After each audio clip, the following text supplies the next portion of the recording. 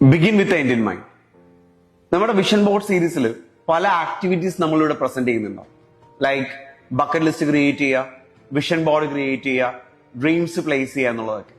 പലപ്പോഴും ഈ ആക്ടിവിറ്റീസ് ഒക്കെ നമ്മൾ ചെയ്യുമ്പോൾ പലരുടെയും മനസ്സിലുണ്ടാവുന്ന ഒരു മനോഭാവം, ചിന്താഗതി എങ്ങനെയാണെന്ന് വെച്ച് കഴിഞ്ഞാൽ, ഒരു ബക്കറ്റ് ലിസ്റ്റ് എഴുതുമ്പോഴാണെങ്കിൽ ഒരു 100 ലിസ്റ്റ് എഴുതുമ്പോൾ ഈ ലിസ്റ്റൊക്കെ ഞാൻ കംപ്ലീറ്റ് ചെയ്യാൻ പോകുന്ന ലിസ്റ്റാണ്, അല്ലെങ്കിൽ ഈ ലിസ്റ്റൊക്കെ എന്നെ കൊണ്ട് നേടാൻ സാധിക്കുമോ, ഇതൊക്കെ വർക്ക്ഔട്ട് ചെയ്യുന്നതാണെന്നുള്ള ചിന്തകൾ ഉണ്ടാവും. ചില ആൾക്കാർ ഇതൊക്കെ എനിക്ക് നേടണം എന്നുള്ളൊരു വാശി ഉണ്ടാവും.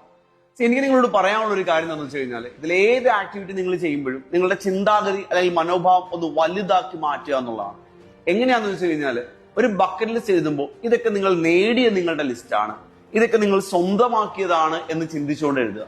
ഒരു വിഷൻ ബോർഡ് നിങ്ങൾ പ്രിപ്പയർ ചെയ്യുമ്പോൾ, വിഷൻ ബോർഡിൽ ഒരു ലിസ്റ്റ് അല്ലെങ്കിൽ ഒരു ഡ്രീം നിങ്ങൾ പ്ലേസ് ചെയ്യുമ്പോൾ ആ ഡ്രീം നിങ്ങൾ സ്വന്തമാക്കി. ഇതൊരു അച്ചീവർ ആയിട്ടാണ് നിങ്ങൾ ആ വിഷൻ ബോർഡ് പ്രിപ്പയർ ചെയ്യുക എന്നുള്ളൊരു മൈൻഡ് സെറ്റ് നിങ്ങളിൽ ഉണ്ടാവണം.